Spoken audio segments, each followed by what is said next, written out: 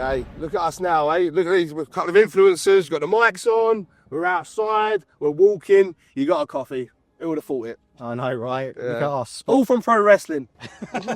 Afford to such luxuries as coffee. Hey, Costa. No beer today, though, Sean. No beer, no beer. Unfortunately, we can't. Big match coming up. Yeah. Probably the biggest match of my career, so to speak. So I have Yeah. to take it easy. And like, you asked to have this chat with me, Sha, and Yeah. I feel like it's.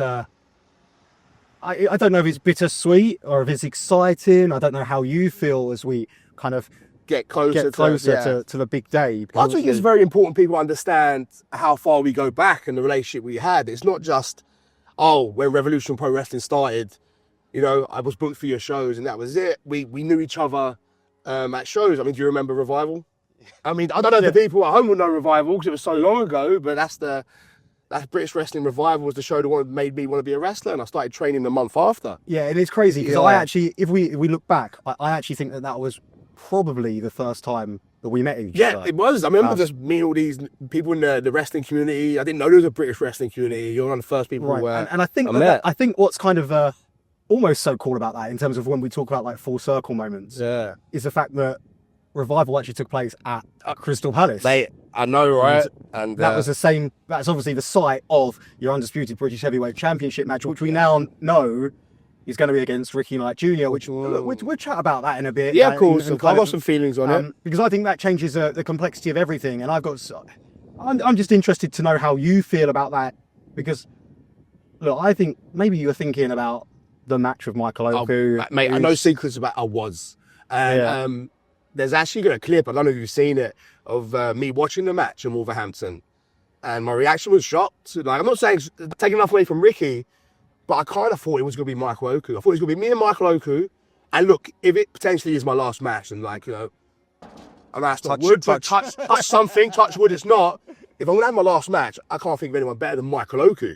Yeah. Like, I think he's the man. He's the guy. I've known him when he started, and I think that'd be a nice match to go. It wouldn't be so much of a war. It'd be just two guys fighting for that championship. Yeah, the complexion of a match completely different, right? And then now, let's be honest, Ricky Knight Jr. has got that new champion belts. When that new champion gets that belt, you know, usually the first couple of defenses, they're on form. They're focused. You know what I mean? And Ricky said it himself about championship mentality, hasn't he? Yeah, he's definitely got it, right? Yeah. And I haven't been in a championship match in how many years? It's been a while, hasn't it? So yeah, but that's, I guess that's an important point. And I think that, look, I think I get it. I get why you want to have this chat. I get why you want to, I guess, open the eyes of a lot of people who might not know what you're all about, because I know my history, my backstory. Yeah, and I'd say you've been an ever-present of the British wrestling scene. And I would go as far to say is, since you've returned to Revolution Pro Wrestling, you've been one of our most reliable members of a roster. Thank you so much. I appreciate it. So I felt awkward coming back. I heard you think. I heard you think with Dave, but I don't like. I felt like I'm coming back, even though Red Pro was my home. I was there from the beginning, and we have a good history together. I mean, you even booked me before Revolution Pro Wrestling in 2005. You gave me my start. I felt like when I come back in, I was a stranger and I had to prove myself and earn my way back in. So I tried to keep my head down, do as I was told, and do the best of my abilities, everything I was told to do. You're going to wrestle this person, you're going to wrestle that person. Can you do this show? You're not going to be on this big show, but can you do this show? Absolutely. I'm going to give it my best. And I just wanted to knuckle down and prove and earn my spot. Yeah, and I think in many ways it's a good thing as well, though, because you've always been one of the more lively members of our roster, one of the bigger characters that we've had. Got a big mouth, you know what I mean?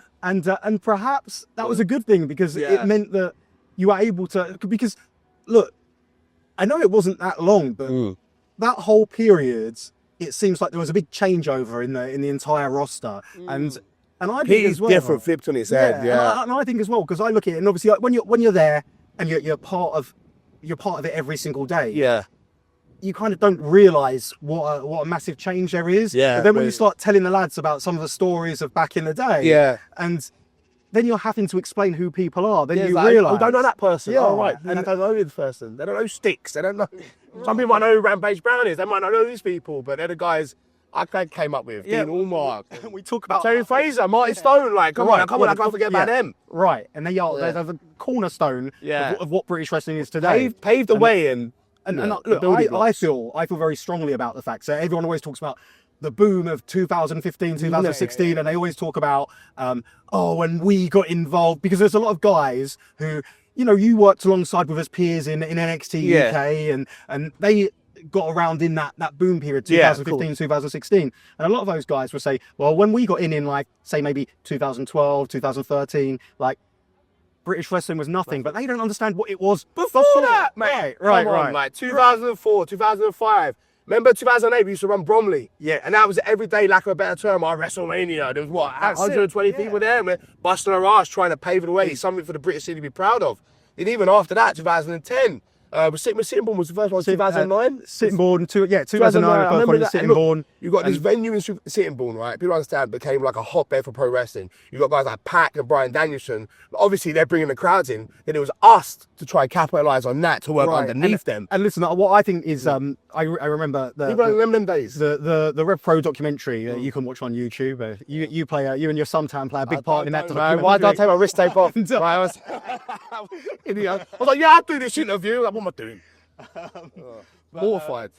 But yeah, like in that documentary, I think Zack Sabre Jr., he says it best. He says there might be 150, 200 people in the building that, to us, it didn't matter. To us, it wasn't. To us, like, essentially what he was saying was every show was our WrestleMania. Every show in Sittingbourne was our WrestleMania. In this just random... Prove a point. This random town in Kent, and it was a hotbed. It really was. It was, and we treated it as such. And I think that gave us the footing, that gave us a groundwork to kind of grow this thing, and dare I say, the confidence to grow this thing. And they take a risk. I mean, remember, like, it was because of Sittingbourne. It was because of that you felt to move to York Hall. Am I wrong? I mean, was that the reason you made that jump? That's quite a big jump from Sittingbourne to like a York Hall. Look, so I think there was an element of, the FWA boys in us, when watching it growing up, and it's the first promotion that's got any kind of branding, any kind of identity, the first promotion which actually carries through with, if you're at a show and you change Martin Stone to a match, and then we go to the next show, it's the first time that we actually go to the next show and we see you versus Martin Stone. Whereas British wrestling, I used to go and watch it in like Southend, and I used to go and watch the shows, and it'd be like, so-and-so, Robbie Brookside challenged Drew McDonald to a match at the next show, to a street fight. You'll go to the next show, and Robbie and Drew aren't even on the show. It'll be a completely different just a way to send the fans home happy. Exactly, There's no chronological order to it. And I think that FWA opened my eyes to what wrestling could be. And I think that my mindset was always to try and create a product that we could take our mates to. So, we say, because I just remember when we were sitting in the crowds, right? And you think about venues like York Hall, you think about Crystal Palace for Revival as well. But even then there's like Harrow High School, Acton Town Hall, Broxmore Civic Hall. Obviously, you got to remember Broxmore Civic Hall. But you think about all those kind of venues, we could that's where we became friends, right? Because wrestling wasn't, wrestling became to us. We knew there was a community here, right? Yeah. And I think that, and these guys don't know that. All the new guys now, they don't realise. No, but they have that sense of community. They have that sense of belonging. Even more so, but I think like they got that now for the groundwork we all put in. In them days. Yeah, and I don't even know what I was really trying to get at with that, but like I feel like that is, that's what we created there. Yeah, that's absolutely. That's what we carried through. And I think that when I think about, so I guess I always had the idea of, I want to go to York Hall. I want to go there because of FWA, because of what we saw at British Uprising, Frontiers of Honour. I didn't think in my wildest dreams that we'd have run it so many times and gone above and beyond York Hall. And them York Hall shows, I remember was the first one in 2013, from 2013 all the way to before the pandemic. I'd argue there's not a run of shows that you knew each time you knew you turn up, York Hall, it's going to be good. Right, I feel like that reputation carries on to this day, that we can deliver. Yes. But I feel like that wouldn't be possible if we didn't have that groundwork at the Sittingbourne. And I feel like, maybe I'm wrong, but I just feel like the work ethic the British wrestlers made, so we didn't have a big platform. So we appreciated a smaller platform like Sittingbourne, and we got that bigger platform. We don't want to lose it. That's it. That's Yeah, what I think. That's yeah. what I think. I think that's it. Like you hold on to it with everything you've got. It's like, oh, we need this. Yeah. And I do think it was a birth of Revolution Pro Wrestling that pushed me to York Hall a lot sooner than I had in mind. Like I did have in mind, like, it was like IPW 10-year anniversary show. I'm going to go York Hall. Right, and I think it's around the 8-year mark of IPW when obviously we parted and Rev Pro became a thing. And then I was like, we need to go to York Hall. We need to start, we need to start making statements, and we talk about pro wrestling at its best. We need to start backing it up. And you know, from that time, we backed it up time after time after time. But I guess, look, I don't really know where this is going, but like, hey, it's two pals reminiscing, right? I know. Yeah. And sometimes it's have two pals in the business reminiscing. Look, so I think people need to understand this is important. All this. I do, but I think people. It's not about me. It's not about Rev Pro. Yeah. It's about you. It's about your journey. I know. And but there is no journey without you, without Rev Pro. If I'm being honest, I know, like hearing that, but that's the truth. If it wasn't for you, you gave me a platform to, even before Rev Pro started, you still saw something in me with Terry Fraser as a tag team. And you saw something in me as like he could be something as a singles, and you gave me a chance, and I ran with it, and you made me a champion, and that was a stepping stone for my career. Yeah, it's okay. Look, let's rewind then. Let's rewind. So, like you say, the first sign I saw, it was, so basically it was yourself, it was Terry Fraser, it was Martin Stone. Right, yeah, it was a firm, right? The firm, that's right. And you guys, all from the East End of London. Yeah. Right, all East End boys. All started together. All started together at the same time. Drop kicks, right? Yeah, drop kicks, Came through drop kicks. And you all had something which was stood out from the rest. It was a sense of confidence. You know, you had a chip on your shoulder. Arrogance, but not in that smug way. I was going to say, you had a chip on your shoulder before you had any right to have a chip on your shoulder. But you know what I mean? A few years in the business, right? Honestly, I think that's where it was, and that's where it took for us to take this, to be like, to look at what we had, to look at what was going on, and to say, we can do this. We can up this. Where's our opportunities? You know, and I even remember at FWA. So I got so obviously because I was a referee, I was able to break in before you boys. And get into FWA before I know you got to jump in at a later dying day. Yeah, that was the relaunch.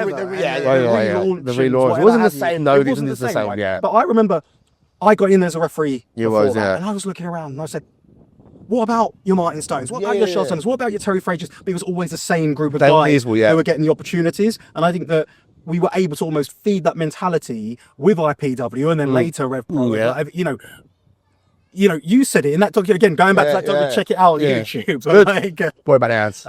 But you said it your best about being ahead of the curve or being the curve. It was, that's what I found with Rev Pro. Like, there's always, everyone that always has the guys that are fucking excuse my language, over on the internet, or people, there's a buzz about this person, that person. But I feel like you get people before they get that buzz, you know what I mean? I give an example, like Pete Dunne, right? People look at him in another promotion, right? They like, he's super open, but you're the first guy to really give him that chance, that opportunity. I felt like, same with like people like me, people like even Joel Redmond, like Mark Haskins. I feel like you gave them opportunity before a lot of other places. And I remember those, like Zack Sabre Jr. and of course. So that Zack and Marty against Joel and Haskins they were some of the most innovative matches of their time. Absolutely. Even Mark Andrews, me and Mark Andrews, you were cool. I never really saw him booked elsewhere. It was always, I think it was Attack in Wales and that stuff, but you like give him an opportunity. It was go, me and him at York Hall, and I did the chair, bang, and but then I never saw him anywhere else, but you gave him that opportunity. I feel like you always see that in people and give them that chance. Yeah, and I think that's what Rev Pro is about. Like even like today, you got guys like Archie Cole. Let's see, you know what I mean? You're giving him an opportunity to work with one of the best in the world, Robbie X. And I think that's such important for the growth of the scene. So I think that's something that's always been the ethos of Rev Pro. Right, and I guess that's where you kind of came in as well. Yeah, because that's what helped me out and put me on a platform. And it's when you're on that platform and when you deliver in those situations that it starts to breed confidence. Confidence breeds success. And I think that a lot of the time when people look at it, I guess it's been a story of your career, and I'm not sure if it's because maybe in your career you have been quite selfless and you've always looked out for other people. Yeah. So like even to this day, you know, you put a lot of work in at the London School of Wrestling. You mentor people, you take people under your wing. Look, famously, we saw how you kind of looked after David Francisco when he was in the contenders division. Helped with his transition from the contenders division to the main roster. Obviously, we know how that wound up, and the monster that you contributed towards creating. But like, my bad. But your whole time, it's been about helping other people. Passing forward, right? Because I feel like for my generation coming up, we never had that. We're learning this as we go. I'm making the mistakes and learning it. So I have to make these mistakes to learn from them. Whereas I want the next generation not have to make the mistakes. Let me give them my guidance, right? So I see someone like Harry Milligan's another one, right? So he's trying to find a way to break in. He has odd shows here and there. So let me take him under the ring, try and teach him and give him some advice, and that might help him. But I feel like you're right. I feel like majority of people who get ahead in this business are selfish. I'm maybe too selfless. Got to be a prick in this business. You have to, right? And maybe sometimes back in the day I was the biggest prick in this business, but as I'm getting older and older, I like to be seen as a nice guy, and I worry about the next generation, because I was always taught this business doesn't work unless you are there for each other. And you help each other and you pass your knowledge on to that next generation. Otherwise, there's no scene, there's nothing. So I've always lived by that, but I guess that's a dying way of looking at things. And it's like, what's in it for me? A lot of people are like, what's in it for me? What do I get out of it? You know, so I've never been like that. But you can say that, but at the end of the day, it's brought with you like a level of consistency. Like, you know, there's so many wrestlers, great wrestlers we've looked at, and we're like, you're the next big thing, you're the next big thing. You've tagged with many of them. And you look at that historically, and they've not stood the test of time, and I think that's because they haven't had that attitude that you've had. But on the few that have had the other attitude and have been able to succeed, it's the number is a lot smaller. Right. Yeah. But I think that's a credit, but it's also a curse. And I think that I even think back to when you became the undisputed British heavyweight champion for the first time. Look, everyone was looking at Martin Stone. Everyone was looking at Terry Frazier, right? Martin Stone had that run. Martin Stone had been the top guy. Martin Stone was a guy that worked with your Samoa Joes. Finley as well. Yeah, Finley. Martin Stone went with Finley and Sittingbourne as well. But all the top guys, and then everyone's looking at Terry Frazier. Yeah, he's a good-looking guy. He's a supermodel. Blue eyes are blue, Absolutely. Yeah. And then there you were in the background. Yeah, I was there. They're mate. They're mate in the background. Yeah, Mr. Consistent. Yeah, he's all right. And Mr. Reliable. Right. And I remember when you separated from the pair. That's actually the origin of your entrance music. Right. You were the first wrestler. In Rev Pro, IPW at the time, I guess, to get your own entrance music. Which we had other music made years and years ago, but like when you think about that iconic music, the way that it drops as well, I think and in that song the words are about commit me to memory, right? And I think at the time that the mentality, the belief might have been that people are forgetting about you. Yeah, definitely, 100%. And you have to make a statement. I'm the third wheel. And you need people to commit you to memory. That's it, yeah. And by any means necessary. I remember when I won the title. I won the title, and I think that was why I actually said in the promo, I know that footage still exists. It was after... It won't still exist. It's not on there, right? But anyway, I remember the thing was, like, you remember what I do, you will commit me to memory, and I held the belt up. I remember kind that, and I was like, matched the song. I was like, and it works, and it meant something. Yeah. And I think I took that chip on my shoulder as champion. But if you remember, right, I was getting a lot of flack for being the champion. I do remember that. Yeah, and it was something that's like, it's tough as a wrestler. I bet, look, you gotta have thick skin in this business.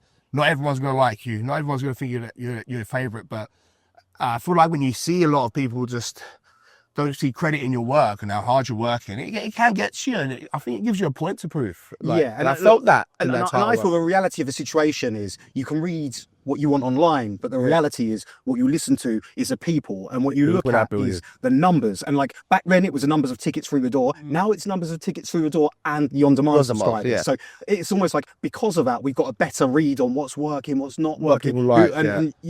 And so you've got to listen to the numbers. Yeah. You've got to listen to this as well. That is important. And to me, like throughout that whole championship reign, I was reading it to say, like, because and I'm sure look, I'm going to guess it was a long time ago, right? But I'm going to guess we probably never really had any conversation about it. No, we didn't. But I'm going to guess. I wouldn't want to risk you seeing that negative. If you're the promoter, I'm going to tell the gaffer, there's some people slagging me off online. I'm not going to, right? And the last thing I'm going to do is say to you, listen, mate, this isn't working out. People are saying stuff, or don't worry about what people are saying, because if you haven't seen it, and what's that going to do for your confidence? Yeah, of course, right. But now the internet's much more prominent. No prominent, you can't escape it. Yeah. But what I will say is that the key, and I'm gonna say, so there's one fan in particular, his opinion I valued greatly. He's no longer with us. Oh, no, his name was David Franklin. I remember him. Yeah. and he used to have the name on the UK fan forum, Old David, used to be his name. And he used to write detailed reviews after every show. And the boys all read them. They won't admit it. And all the boys read them. David was a great guy, and he used to come to all the shows and all over the country. And he used to come to a lot of British wrestling shows, and I'd see his reviews of other shows, and he'd be very kind to them, and sometimes he was very critical about the shows we were producing. Yeah. And I remember seeing him actually when I was at a show in Gospel, just to watch, went to watch. And I saw him, I sat with him in the crowd, and he was like, I hope you know, Andy, that I treat your shows on a different level to everything else. So if it seems I'm being overly critical, it's because they are so good, the standards are a bit and we're judging the standards differently. And I was just like, well, we should judge it like everyone please, else. Right. Ego, right? But he was one of the ones who was critical of that, championship reign. And then I remember he came up to me afterwards, maybe even sent me a message afterwards. So when you were defeated by Colt Cabana, maybe you saw a moment, right? I think that match really put me on the map. Even though I lost, I felt like it put me. That was, to me, that was one of those defining moments. Yeah. So I look at, throughout the years, do you remember JC Thunder and Andy Boy Simmons at Orbital Halls? Yeah. If you could bottle that feeling that night, special, you can keep it, right? And yourself versus Colt Cabana was another one of those moments as well. And interestingly, Colt Cabana put a stipulation up in that match. Right. And he said, if he didn't win the Undisputed British Heavyweight Championship, he would never wrestle in England again. Yeah. Right. And for those of you kind of watching who are like, so what? Right? Colt Cabana was one of the most regular visitors to our shores. He was like a home away from home. An adopted son of the UK. It's like David Francisco in Southampton. Yeah. Colt Cabana Prime in the 10 UK. though. Yeah. Absolutely. And a nicer guy as well. So he put that stipulation on the match, and we put that extra pressure on himself. But it also, I feel like it pulled out of the crowd just even more emotion. The atmosphere was unreal. And after that match, David sent me a message, and he was just like, I just want to say, I was absolutely wrong about everything I said about that title run, because it all built up to that moment, and it made that moment happen. Yeah, and it all paid off, and it was special. And what wrestling's about, and I think we forget this so often, wrestling's about feeling. Yeah. Wrestling's about feeling the moments. Wrestling's about how it makes you feel, and how it makes you feel is you often remember the feeling above the moment. Yeah, absolutely. But then when you remember the feeling, it comes back to that moment, and then you get goosebumps and chills. That's the magic of pro wrestling. That's the magic. And I think that a lot of the time people are feeling and they're not reflecting. That's a good way of... Why am I feeling this? What's the reason for this? Because you have all this backstory to it to get to that moment. That's why you're feeling it. And without that backstory, there's no moment. And I think a lot of the time when we think about stuff like this as well, I think that a lot of the time people want everything now. Yeah, now. And look, I understand across the wrestling world, we've been taught that investment doesn't necessarily pay off. Right? In terms of investment in the characters, the story, your journey, it doesn't always pay off. But with us, it does. Yeah. And everything, I think, like everything from day one, and this is all very real. This is not like we've not discussed what we're going to chat about. No, we've just walked out on the street and thought, let's catch up and see where we go with this. And you can see how real this is and how apparent everything is, and look, I don't want to keep everyone forever. Show to run. Of course. Look, I just think there's so many parallels, it's scary, right? The mentality behind a Sha Samuels now. And look, I believe, I look back at some of our best moments, and you're responsible for so many of those moments. And people might not remember them. And as I say, because you're reliable, because you're keep my head down, get the job done. What do you need? What do you need for the show? Right. And you're not necessarily the one to be out on the merchandise table with a fake smile and the big waves, trying to get in all the punters. Maybe I should, right? but again, your role is very different. You're the one who's backstage and you're talking to people and you're helping people and you did some producing for us. I remember, and you're that guy, right? Yeah.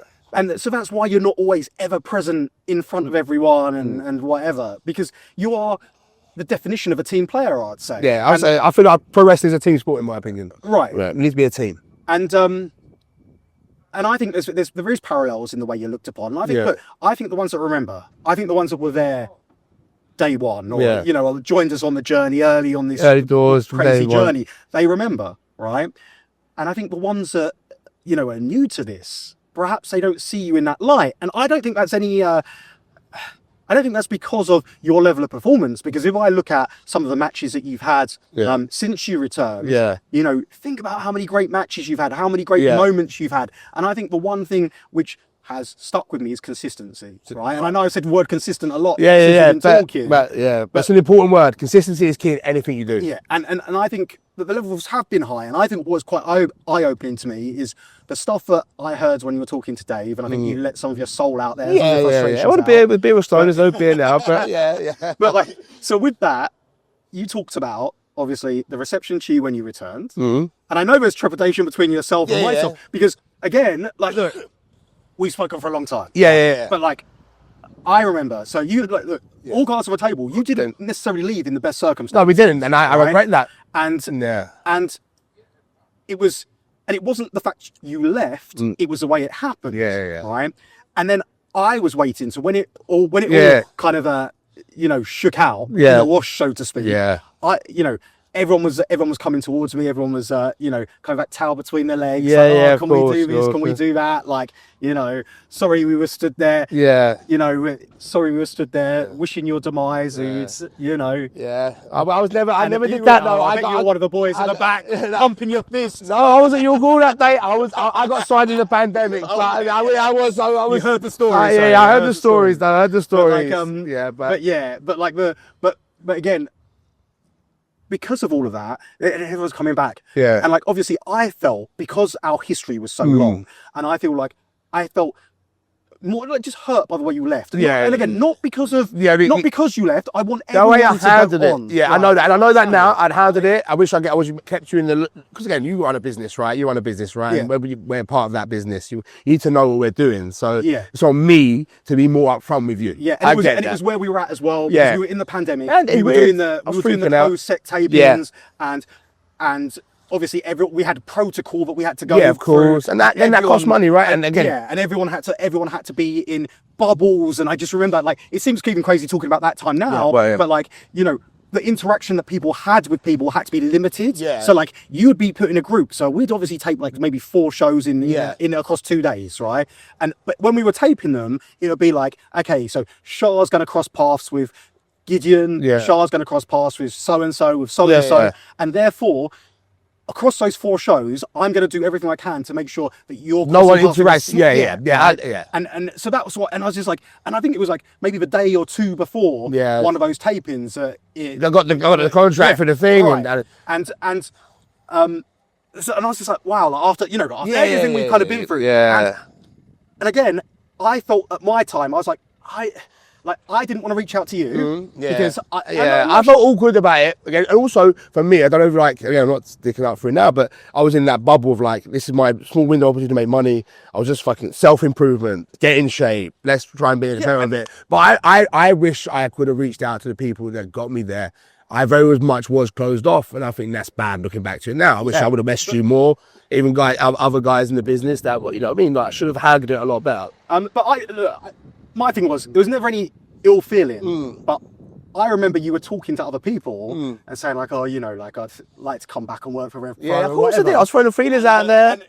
And I was just like, and people would come to me and they'd say like, oh, you thought about Sha. Someone said to me, right, turn up to a show. I was like, I think I'm not quite there. Turn up to 229. I was like, no. Right, because I just simply said, like, look, I've got nothing against you. I happily work with him. I loved working with him first. I love to work with him again, right?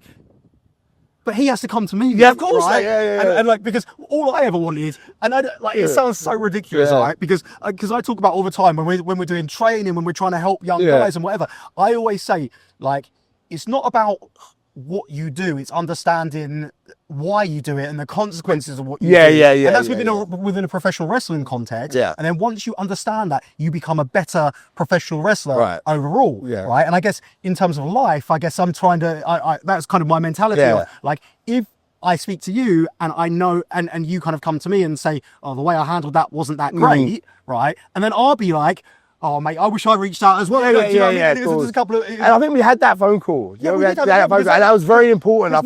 Because my thing was, I was like, I called you. You text me. No, I text you. I was at my butcher's. I just text. Anytime an hour off, I've got to speak to someone important. And it was just like, sorry, mate.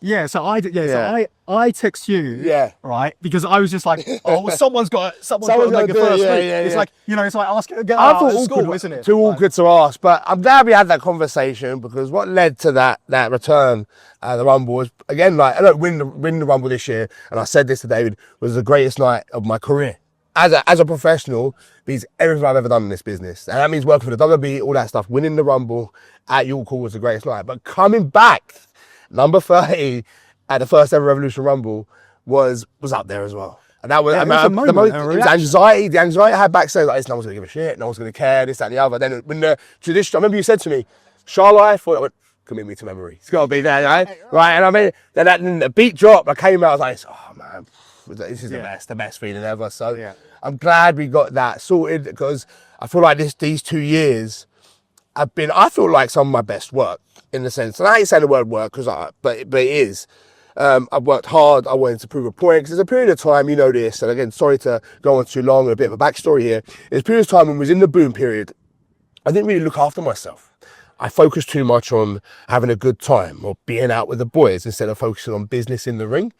And I regret that now. Now I'm older, I'm 40, and I realised I let myself down here. This is a chance for me to show the world how good I am. Not focus about the party and the drinking. That's the thing as well, isn't it? Because in that time, you were still producing some great stuff, and you think like, imagine what I could have been if I didn't focus more about what we're doing afterwards, lads, and all that kind of stuff. Imagine what I focused on: business, home, gym. That's what it should have been like. But that's my mindset now with this. These past 2 years, so I feel like I'm making up for lost time. Look, I think that that's very much a product of the industry, right? Because we've all grown up in the industry. And there was no one to show us the way before. And we've had to make the mistakes, and we make mistakes, so then we can teach other people not to make mistakes. Can we pass that knowledge on? It's crazy though, isn't it? Because people look at you and they're just like, "Oh, what are you doing, lecturing?" Like, you know, I get it all the time. Like, I'm always so worried when I kind of give advice and feedback to people, and like especially when it's about, you know, I see people making mistakes about life, and you know, like I'm just like, and I'm like, I don't want to be that guy who's like, but you maybe don't. And so I absolutely see that. So that's I feel like now this is a chance. I thought, especially with the run of matches, you know, guys like Jay Joshua with Conor Mills, I think truly are the best going around today. I feel like I'm delivering at my best, so it's going to hold me hopefully in good stead when I work Ricky Knight Jr. At Crystal Palace, right? Which could be a full circle moment, right? As they say. Like, look, the place where we met each other. The place where maybe want to be a pro wrestler. That British wrestling bug as well, because that was the first time. Because I'd been to, I was a little bit before you, Sha. You're a true veteran. Younger than you as well. Yeah, so all right. Rub that in. Cheers. Just 1 year. But I'd been to shows before, but I've seen what FWA I thought could be. Then when we went to Revival, that was like on another level, because that's the first time it wasn't hundreds of people in the building. There was thousands of people. Wow, this is impossible. And it was on Bravo. I don't people remember Bravo. And it broadcast live on Talk Sport as well. So big. And Tommy Boyd Promotions, of course. And that was the first time, like, you looked at it and was like, wow, this could actually amount to something. And like, we've seen all throughout the years in British wrestling. You've been part of many of them, World of Sport, of course, NXT UK, you know, 5-star wrestling. Did you do that? No, I got booked for it, then they canned me. It banked up before I got a chance. Right. Cheers. But all those, but you know, all those things over the years that have promised to be the next big thing, the next big thing, the next big thing. I guess Rev Pros like the Sha Samuels of wrestling promotions in terms of consistency, right? Consistency is key. And and I feel that when we saw that and we saw what it was all about, that's what really made us feel like, look, so you said that was what spurred you on to get involved, train. Month later. But I think, in my opinion, that made me think, wow, wrestling in this country could become a profession. Rather than, because the way I saw it, when I used to go and watch a UK show, so I went to many shows before the FWA shows, and I just used to see it as like almost a poor tribute to WWE, even when there wasn't the WWE tribute acts. I did see many WWE tribute acts, but I loved it because I loved wrestling, right? And I was just like, the live wrestling experience is so important. And I want to be on anything that is even close to professional wrestling, right? But when I saw that Revival, I was like, this is, you know, it lit a fire in me. And I was like, I want to be involved in this. I want to be involved in this profession. And shortly after I did the referee training, of course, and then Move on to bringing out, promoting. Yeah, right. Wore many hats. So for you and I, that Crystal Palace is a special venue. Absolutely, yeah. And it lit something in us. Yeah. And for me, it was really special to come back to Crystal Palace, to run Crystal Palace. And now, you know, I think it's almost appropriate. It's no secret. We originally wanted to run this anniversary show in the Copper Box, but it was unavailable. So we've gone to 2 nights at Crystal Palace instead of the Copper Box, to enable us to still deliver the level of show that, you know, we're renowned for. Yeah. And because that's the thing with us as well. I'm never going to shortchange people. No, you've got a standard, and you set a standard. It's not to be on the same standard, you need to next level, and, next level. So it's almost a fluke that we've wound up at Crystal Palace. Yeah, and then I'm sure in this situation, I'm sure we'll talk about the circumstances that led to you even getting in this, because like, look, we don't need to talk about it now. I think, to me, this is something that, win, lose or draw, come, you know, the fallout of Crystal Palace. I feel like we need to discuss how you know, you in this rejuvenation of yourself, and when I say rejuvenation, I don't necessarily mean what you're doing, but I just mean your spirit, your attitude. Do you know what I mean? I'm not bitter. I'm not a bitter old guy. Like a lot of guys should be at my age. And I'd love to explore that, because, like you said, you didn't even know that you were even in consideration to be in this #1 contender tournament. That's what lit me up. Obviously, you had the date, you saw it, and you saw it on the Twitter. Graphic. Me and JJ get out. I'm like, cool. I was like, I want this again. And I think that's an interesting story in and of itself. But yeah, it's a number of fluke instances that have brought us here in this full circle moment. And you mentioning that retirement word as well. Yeah, that is and sometimes you start saying it. There's sometimes you can say it without actually. And I'm not sure that's a good thing or a bad thing. Yeah, I mean, because people hear that and they just automatically think, oh, he's done. Right, retirement's done. It's on his mind, and it has been on my mind. I mean, I said when I spoke to Dave Bradshaw last year, I was even thinking about retirement. I don't remember after the Stevenage show, I hurt my ankle, and that was just before the Copper Box show. I was like, I'm getting all these mountain little injuries nagging me. I'm getting burnt out with wrestling and stuff. I mean, maybe it's time to stop. And it was actually the run of doing that Summer Sizzler show coming out of York Called, and Copper Box. Like, nah, I'm back. I'm fired. I'm rejuvenated. So, but again, this might sound egotistical, and it comes back to being so selfless, but this time I want to be selfish. If this is my last match, the wrestling world's going to be watching. Everyone's going to be watching Crystal Palace. And if it is my last match, I've said this today, I'm going to say it to you, I'm going to say it again here, there's no better way to go out. Truly on top. At Rev Pro, the company that made me, helped me give a career. So if I end my career in Rev Pro, I think that's a great storybook ending, especially like you said, in the building where I watched British wrestling and it made me want to be a British wrestler. Yeah. So I think that's a great story. But if I can have it my way, it won't be the end of the story. Yeah. And there's a few more chapters left. Well, listen, if I had it my way, this would not be the end of this story with this chat that we're having right now. I call it an interview, we'll call it a chat, because, you know, look, we touched on so many different topics. It's made me realise how deep our history is. I love history there. And all the stuff that we've not spoken about. And, you know, there's still more things we could touch upon. Yeah. But ultimately, I think that's a nice point. Yeah. It's a nice moment there to kind of draw an end to this here. Yeah. And I understand what's next for you is a holiday. Holiday, yeah, I know, right? So I'm going away with the family to Thailand for 3 weeks. And the reason we decided this, first of all, it's the summer holidays, right? So the kids deserve a holiday. But this might sound silly. If it is the end of my career, I don't want to go on holiday knowing my career's over and the thing I've done since I was an adult is no longer there.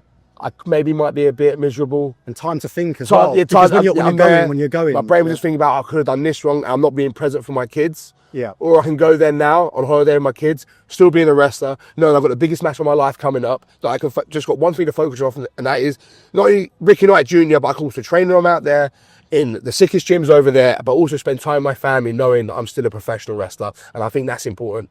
Yeah, absolutely. Well, listen, Sha, I've loved this. I've loved this as well. We need to talk more. And like I say, I think we need to talk more. Whatever happens. Hey, I know you don't like shaking hands, but hey, I just want to say thank you for everything, Andy. I really appreciate it. I mean this. If it wasn't for you, I wouldn't have a career. So thank you for everything, mate. Well, listen, on behalf of myself, and you know, even fans that don't necessarily know it. Yeah. And everyone who's been with us on this crazy journey is because of people like yourself. Thank you so who've much. been a backbone of British wrestling, who've been a backbone of Revolution Pro Wrestling. So I want to say thank you as well. And not just thank you for your contributions, but thank you for the memories that you've created. Right. Thank you so much, Andy. Cheers. One thing left to say. Commit me to memory. Oi.